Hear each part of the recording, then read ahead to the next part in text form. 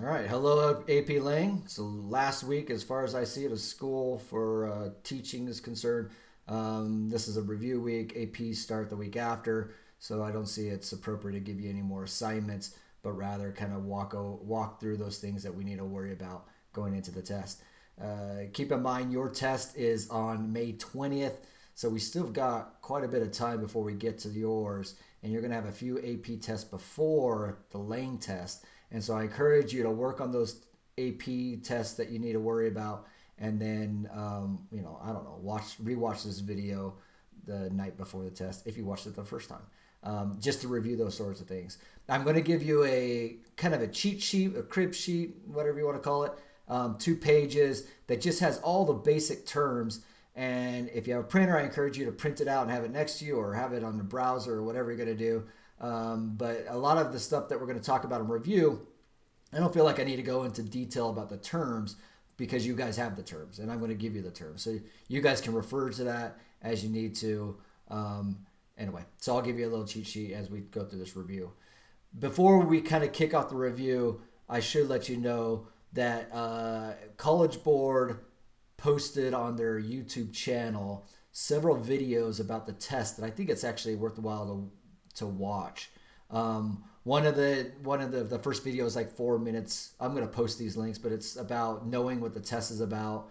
And then there's two others that one talks about rules and those sorts of things. And really, what they do is they just kind of get you aware of what College Board is thinking about. I've kind of talked about a lot of this already.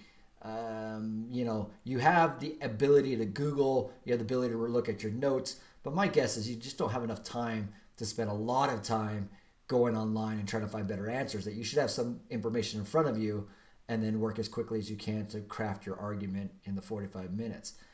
But just keep in mind, if you think about your plagiarizing, if you're going to go copy and paste, they got tons of ways to figure out if you're cheating, and they're going to use them all. This is going to be, like I said, an easy grading year. If you do well, if you put in some solid effort, sound halfway intelligent, I feel like they're going to give you credit for it. But at the same time, they definitely have a lot of ways to expose cheaters, and my guess is they will be very, I don't know, stern against those who have been caught cheating because you're trying to exploit a situation. And well, they should. So my goal is to get you as prepared as possible as we kind of move forward. And before we go into a full blown review of the year, I did want to talk about the assignments you guys did last week. Overall, I felt like those were kind of the best prompts I could kind of get you prepared as we kind of go into this review session. That piece by Oliver on owls, you guys did very well. You guys did a very good job analyzing or setting up the context of the piece and giving me a thesis that dealt with something deep and profound, mainly her observations about the complexity of nature and how we kind of get excited when animals are about to kill other animals. And you guys did a relatively good job. I would expect something like that, something complicated enough with enough, how do I say it, descriptive imagery, with enough rhetorical devices being used throughout the piece that you would have a lot of different avenues that you could explore. The trick, though, is to grab that complex, deep meaning and run with it, right? What is so profound about this piece? And I felt with the owls piece, you guys did relatively well. The second piece was the Henry Kissinger article, and same sort of thing. I wanted you guys to give me some sort of background and then comment on his credibility. Most of you guys found him to be credible. That's not surprising. Henry Kissinger's a very prominent individual. Most of you guys talked about his background, and acknowledged his, how do we say it, his complex background, right? The arguments in favor and against his background. I mean, he's a controversial figure. Some people hate him. And you guys talked about that. And in the midst of that, what I liked the best were those paragraphs that acknowledge the different viewpoints on his experience, and then nonetheless shifted and said, look, but on this case, based off all of his experience, his article is credible. We should listen to him. He has something important to say. And so I like that, right? I like when you guys show that complexity and are able to, say on one hand, this guy has people that don't like him, but on the other hand, what he's talking about is important. those are the skill sets what we're going to be using on the AP test. And so I felt like, you guys did relatively well, and you're relatively well set up to continue doing it. In review, as I was looking over the last year, one of the things that I realized is much of what we've been talking about does not apply so much in this limited AP test. The curriculum I crafted and I've been teaching all year was based off of a much more difficult language test. It's not so difficult anymore. The synthesis essay, I think it's a good tool for you guys to read through various different pieces and then craft an argument. We're not doing that anymore. And the open essay, where you're going to take an argument or take some idea and run with it, we're not testing that either. So what we're doing is simply looking at speeches and nonfiction text and extrapolating some sort of argument out of that, which is different, right? We're not going to be using every single one of our tools that we have. So keep that in mind as we go into this review. It's much more limited than I guess the whole year would have been, but simply that's because of the test itself. First thing I wanted to show you is the cheat sheet I kind of gave you. I call it crib notes. That's what I grew up being called cheat sheets, which were illegal when I was going to school. Now they're encouraged. And all it is just kind of basic terms that I think you should know. I don't have, of course, every logical fallacy ever designed up there. In fact, I don't even have a small portion of them. I have some of the more common ones. As you guys read through the rhetorical analysis prompt, if you see any of these things, we've talked about rhetorical logical fallacies in the past. I feel like at times in the language class, logical fallacies become the main focal point. That oftentimes people try to find a logical fallacy and then latch onto it. Let's recognize that logical fallacies occur all the time. A good argument is not completely immune to logical fallacies. It's just oftentimes they recognize that there's a fallacy and to protect against it, right? I don't know. Slippery slope is a common one. It's not the worst thing in the world to make a slippery slope argument, but you should be conscious of the fact that you're making a slippery slope argument and then fight back against any obvious responses to that slippery slope argument. So my point being is logical fallacies are good to point out. You should not rest an entire essay on merely finding a logical fallacy. You cannot destroy an argument completely because you found a logical fallacy. Remember the one fallacy, I don't even have it on the sheet, the fallacy. That just because something is a fallacy does not mean it is not true. It can still be true nonetheless. And so use the logical fallacies. It's important to find in an argument if it exists, and you can certainly use that as ammunition against the author, but just don't, sit on it forever. What else we got here? Rhetorical appeals. I got 3 up there. You also have kairos and telos. You guys know rhetorical appeals. The one caution I'm going to have with rhetorical appeals, and it's the same caution I've told you throughout the entire year, is don't rely on these so much as well. Every single piece has ethos, pathos, and logos in it. Merely identifying a rhetorical, and merely reading a piece and saying it has the author's using ethos is not a very good argument. Of course they're using ethos. Everybody's using ethos, right? Every piece has those 3 things in, those 3 rhetorical appeals. And so if you need it, if you're, desperate for something to write about and you're like, I need a 3rd body paragraph, I have nothing else, and you want to talk about rhetorical appeals, fine, go for it. But that should not be the basis of your argument. You should have something much more intelligent to say, much more intelligent argument to make than the author's using logos. Of course he's using logos. I mean, there's no reason why he wouldn't. Moving past rhetorical appeals, syllogism. Remember a long time ago we talked about inductive and deductive reasoning. Syllogism is that really surefire argument, right? That nobody can argue against it. It has a major premise, a minor premise, and a conclusion. And if you build it in the right way, there's nothing you can do to push back against it. We like syllogisms. If you can find a good syllogism in an argument, you can say, look, they crafted this in such a way that there's just not a lot of argument that you can push back against. However, most arguments do not fit so neatly into a syllogism. Most of them overlap or have some sort of assumption or warrant that is left out hanging, and that's what you can beat up on. And so I threw that up there as well. The 6-part oration at the bottom of the sheet is what I do want to focus on the most. I've been pushing this all year, telling you guys to do it. I think in the rhetorical analysis, you need to do it. Your first paragraph has to have some background, have some context. It's got to address the prompt in some way and also have an identifiable thesis. Such a large portion of your AP grade is based off of your thesis. And if you read between the lines when you watch those AP videos, those College Board videos on YouTube, they're going to give credit for partially finished answers. They will give credit for partially finished answers. In other words, you can get a high score even if you did not finish your essay. If all you do is write a killer exordium, narration, and partition, and it has a killer thesis, and then you get into the body paragraph a little bit and time runs out, I don't know. I don't know what they're going to do, but I would guess that you're on a good track.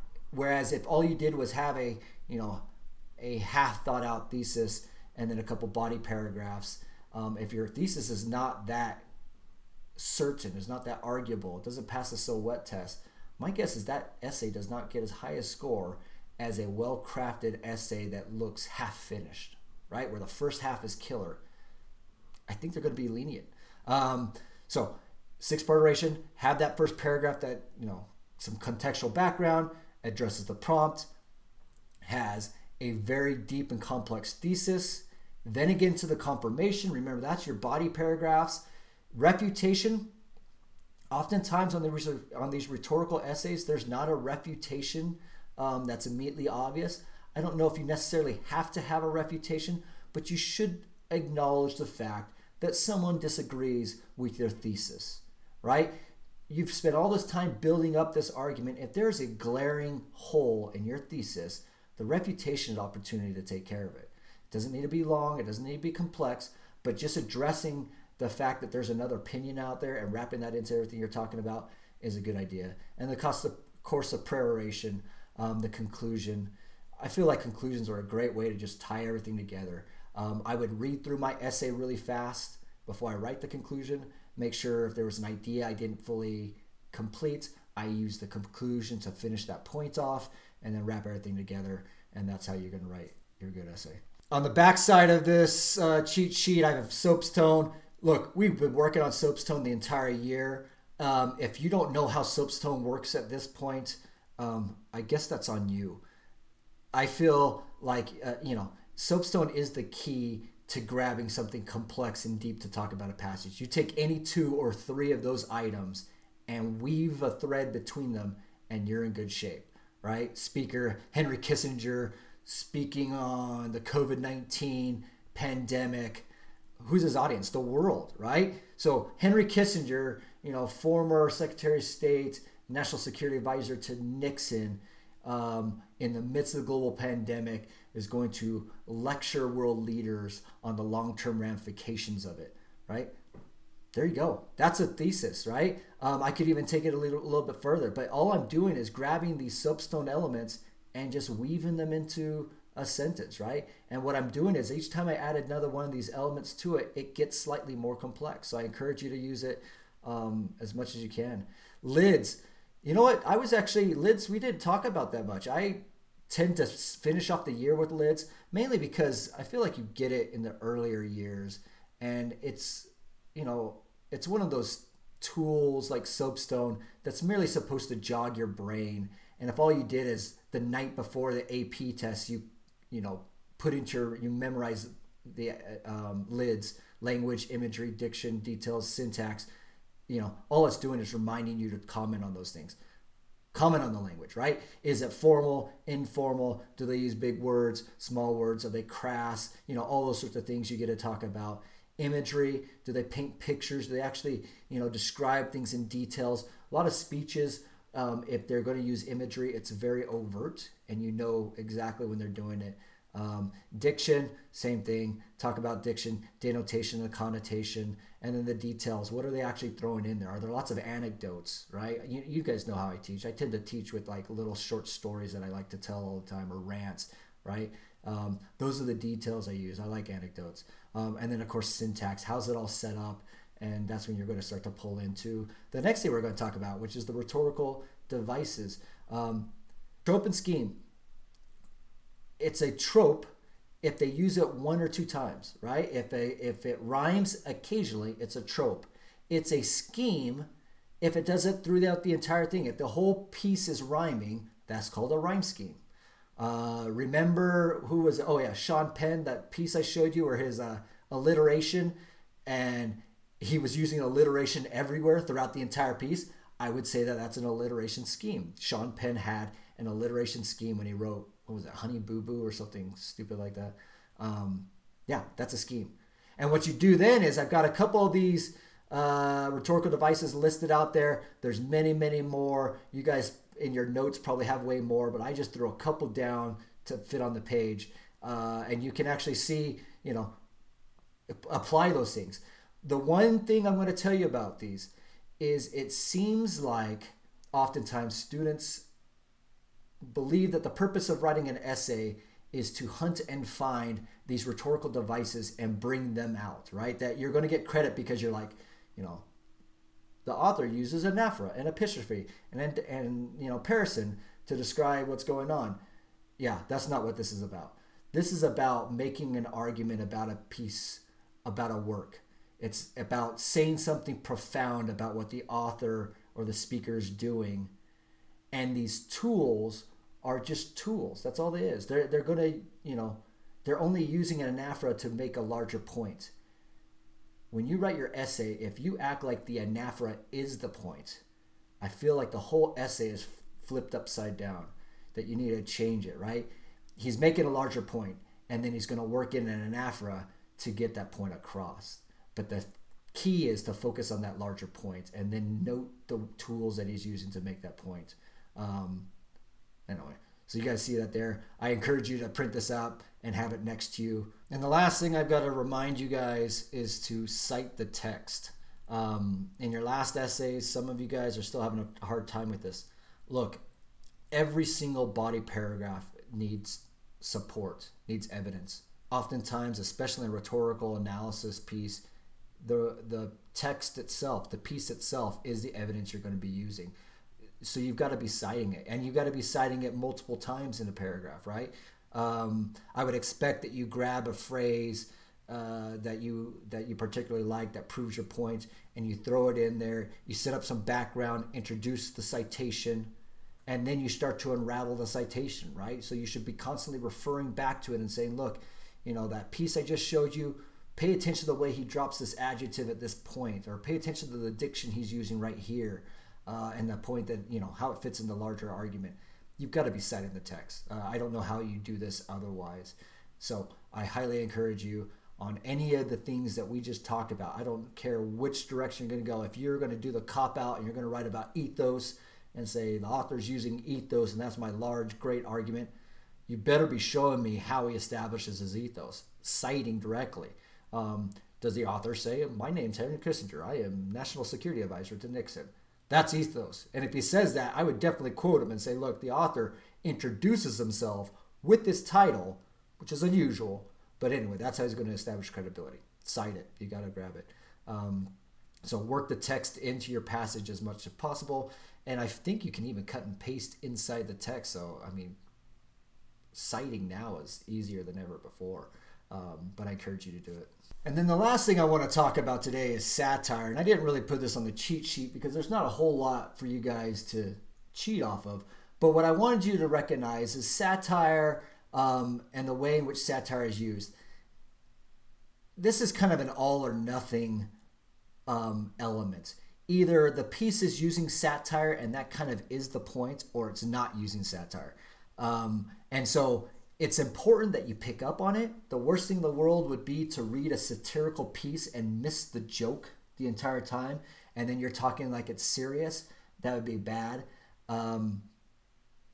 But if it's satirical, here's what you're going to use to talk about. There is the Horatian satire, Juvenalian. Remember, how is it being portrayed? Is it super cutting? Would it offend you if you heard it? Or is it being much more gentle and trying to prompt you towards, fixing yourself? if you remember Horatian and Juvenalian and you can throw that in your essay, you'll look incredibly intelligent. But otherwise, just comment on the style. Is it gentle? Is it bitter? Is it cutting? Is it nice? You know. Then the next one to focus on is the attack. Is it ironic? Is it not ironic? Is it just being straightforward? Or is there tons of irony laced into it, right? Like where they're trying to, directly make a point about what's happening. And the third one is, of course, the target. And that's, I feel with satire, it's the most critical thing is to identify who's actually being targeted. Is it a person? Is it a company? Or is it an idea? Is it something bigger? And then as you look at the target, think about, is it temporary, current? Like if we looked at this 100 years from now, would people get the joke? Or would they be like, yeah, you know what, that's politics. That's like, that was COVID-19 memes and nobody cares about that in 100 years from now because we all have our spaceships. Or is it something that always makes sense, right? Being stuck with your family while you're in a pandemic, also on your spaceship going to some place. I guess though that might be a universal theme.